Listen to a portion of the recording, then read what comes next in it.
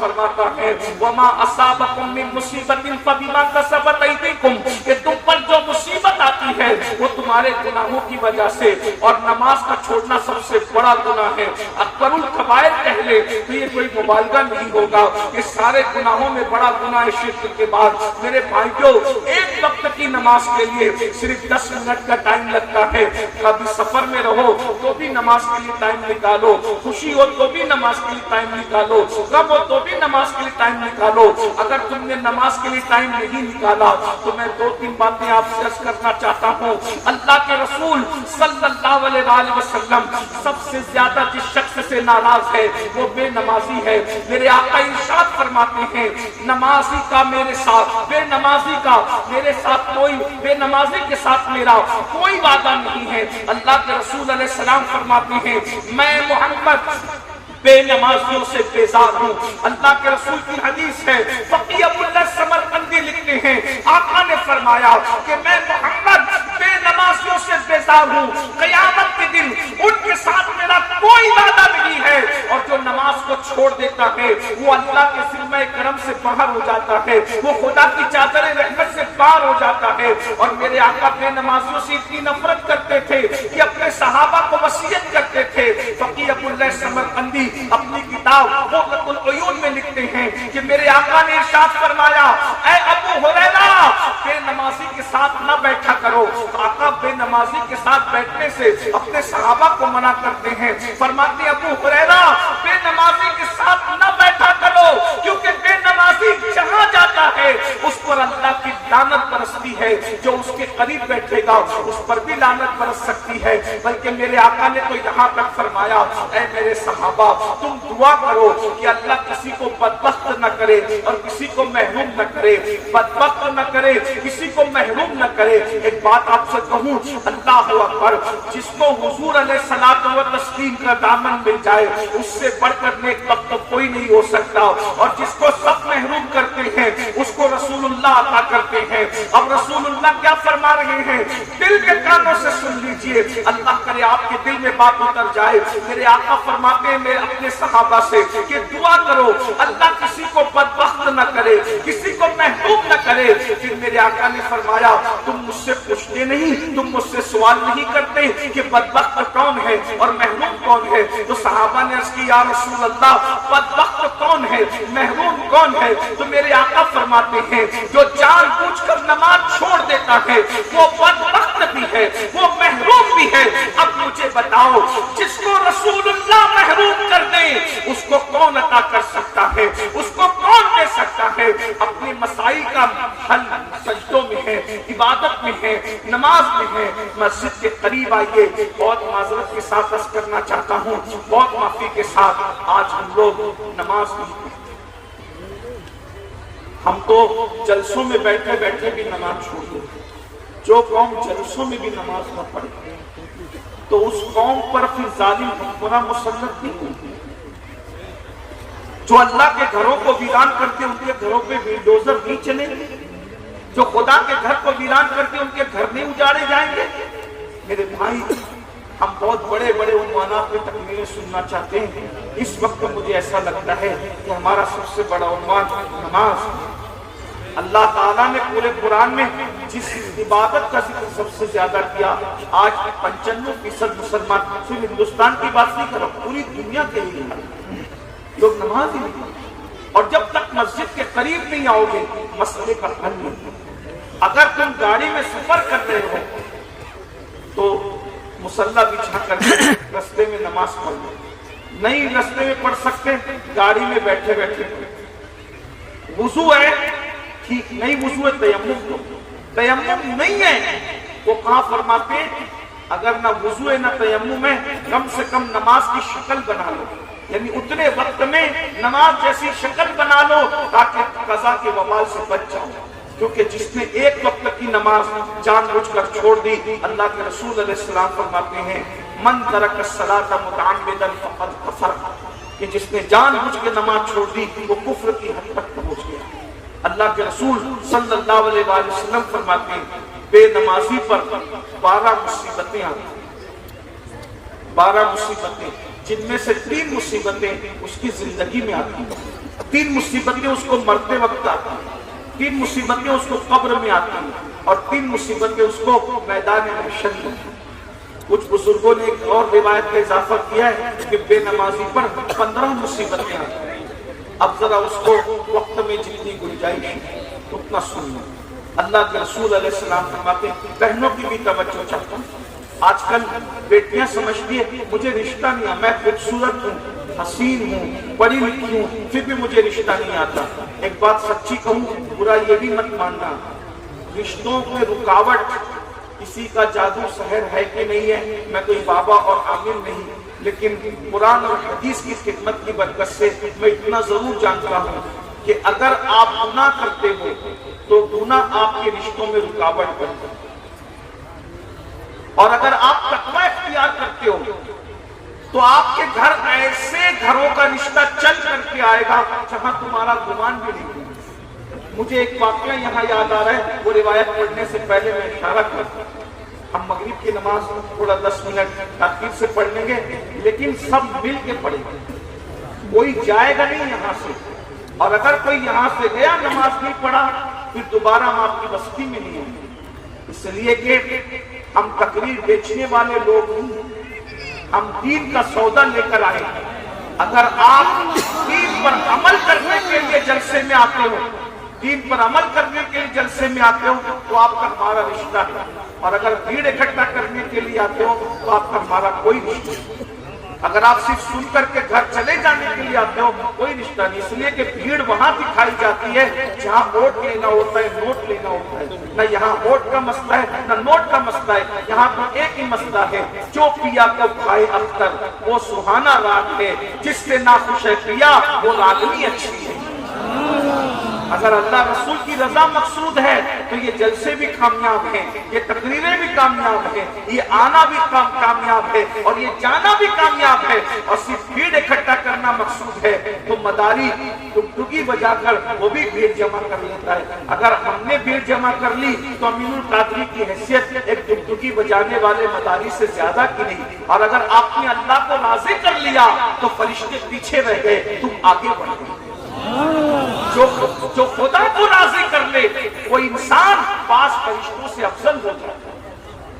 ये है अल्लाह को राजी करने का मामला। और अल्लाह पाक इरशाद फरमाता है, वल्लाहु व रसूलुहु अहक्कु अन युर्दू, अल्लाह रसूल इस बात के ज्यादा हकदार हैं कि उनको राजी किया जाए। और फरमाया वरिदवानु मिनल्लाहि अकबर, अल्लाह की रजा सबसे बड़ी चीज है। तो मैं अर्ज कर रहा था, रिश्तों का वजीफा तकवा इख्तियार करना। अल्लाह तुम्हें ऐसे घर से रिश्ता भेजेगा जहां तुम्हारा गुमान है। लड़कों से भी कहता हूँ, लड़कियों से एक वाकया मशहूर है, शायद आपने हमारे मुखबरीयों से बार बार सुना भी होगा। फारूक आजम का दौर, अमीरुल मोमिनीन, खलीफतुल मुस्लिमीन, रईसुल मुनाफिकीन, इमामुल मुजाहिदीन, सैयदना फारूक आजम रज़ियल्लाहु अन्हु का दौर। फारूक आजम लोगों की इस्लाह के लिए गलियों में गश्त किया करते थे, घूमा करते थे, ये कोई गलत काम तो नहीं होता। ऐसे में फारूक आजम ने आधी रात के वक्त एक गली से गुजरते वक्त सुना, एक बुरी आवाज कपकपाती हुई आई और कहा, बेटी जल्दी से दूध में पानी मिला। बेटी की तरफ से, जवान बेटी की तरफ से आवाज आई, अम्मी तुम जानती हो ना कि हमारे खलीफा अमीरुल मोमिनीन फारूक आजम ने दूध में पानी मिलाने से मना फरमाया, हम दूध में पानी नहीं मिलाएंगे। तो बुढ़िया ने कहा कि तेरा खलीफा अभी तो सो रहा होगा, वो यह क्या देखेगा ये मंजर पानी मिलाते हुए। तो लड़की ने कहा, अम्मी खलीफा तो नहीं देख रहा है मगर अल्लाह तो देख रहा है। खलीफा नहीं देख रहा है मगर अल्लाह तो देख रहा है, मैं दूध में पानी नहीं मिलाऊंगी। फारूक आजम को ये अदा उस लड़की की इतनी पसंद आ गई कि आपने उसके घर पे निशान बनाया और अपने घर गए। सुबह को अपने सारे बेटों को जमा किया और जमा करके कहने लगे कि मैं बूढ़ा हो चुका हूँ, अब मैं शादी तो नहीं कर सकता, लेकिन मेरे बेटों तुम में कौन کون ہے جو اس لڑکی سے شادی کرے جو اللہ سے ڈر کر اس کی نافرمانی نہیں کرتی؟ اور اس کے بعد آپ کے ایک بیٹے تیار ہوئے اور پھر فاروق اعظم وہ رشتہ لے کر اس بڑھیا کے گھر گئے کہ تمہاری بیٹی کو میں اپنی بہو بنانا چاہتا ہوں. بتائیے کوئی بیچ میں اگوائی کرنے والا نہیں, کوئی رسائی کرنے والا نہیں, کوئی ذہن بنانے والا نہیں, کوئی لانے لے جانے والا نہیں. بولو فاروق اعظم کے گھر کا, 3 بر اعظموں پہ حکومت کرنے والے امیر المومنین کے گھر کا رشتہ چل کر کے اس لڑکی کے پاس کیوں آیا؟ کیا اس کے حسن کی وجہ سے, کیا اس کے علم کی وجہ سے, کیا اس کے نسب کی وجہ سے, کیا اس کے خاندان کی وجہ سے, کیا اس کے قبیلے کی وجہ سے؟ نہیں, صرف اس لیے حرام کام نہیں کیا کہ اللہ دیکھ رہا ہے. اللہ اکبر. پھر وہ فاروق اعظم کی بہو بنی.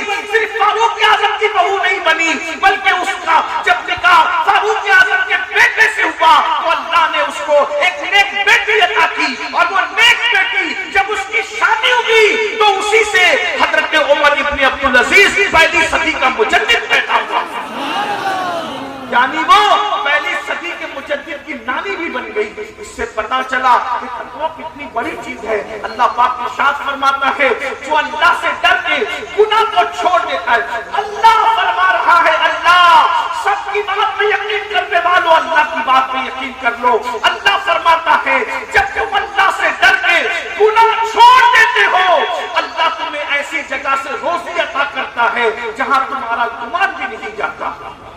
لیکن ہم تو گناہوں میں ڈوبے ہیں. سیریل ہم دیکھیں, فلمیں ہم دیکھیں, گانے ہم سنیں, غزلیں ہم سنیں, ماں باپ کی نافرمانی ہم کریں, کسی کا دل ہم دکھائیں, نمازوں کو ہم ترک کریں, پھر سوچتے ہیں کہ ہم سکون کی زندگی میں رہیں گے.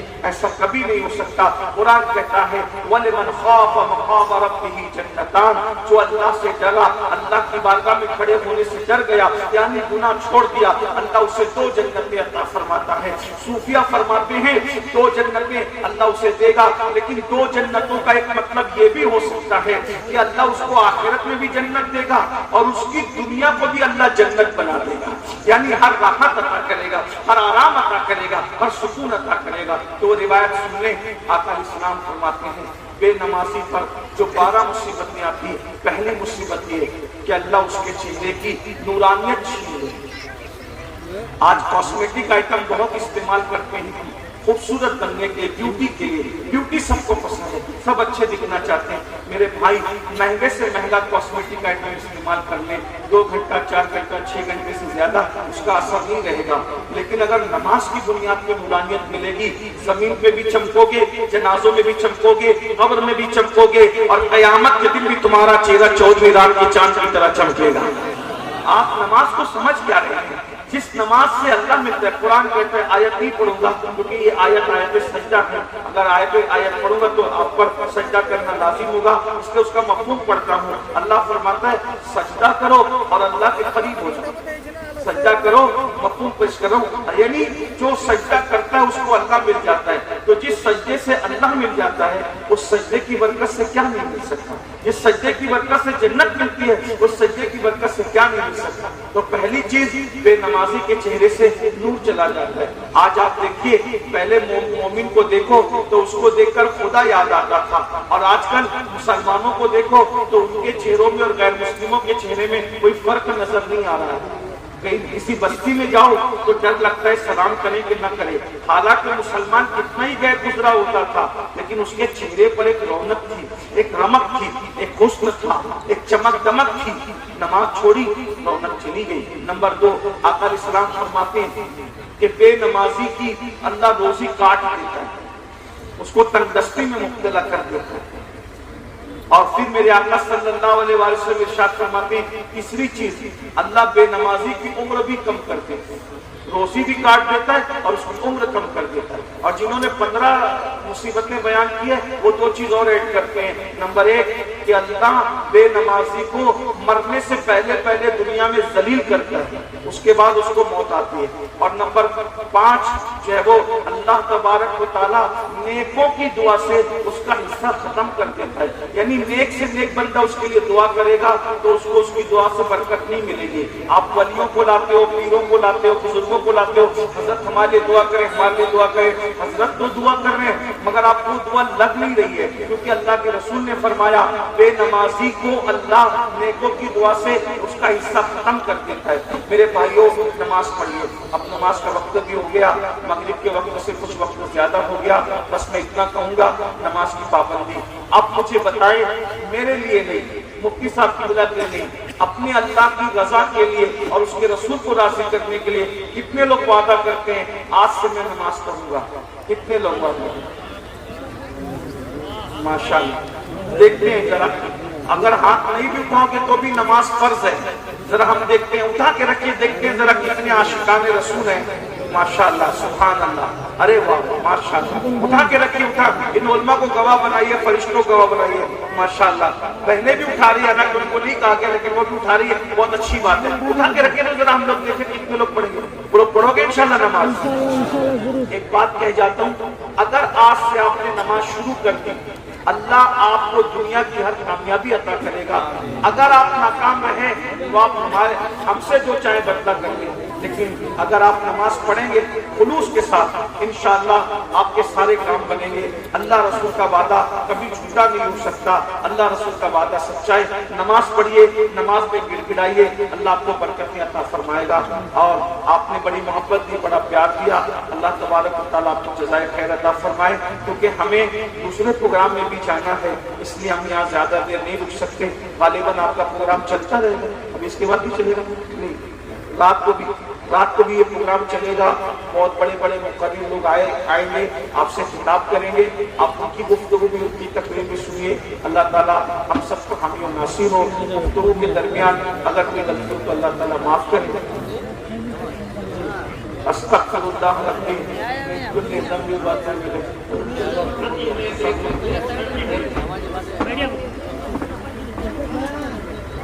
معزز حاضرین، درود شریف پڑھی۔ اللہم صلی علی سیدنا مولانا محمد معدن الجود والکرم وآلہ الکرام وآلہ الکریم۔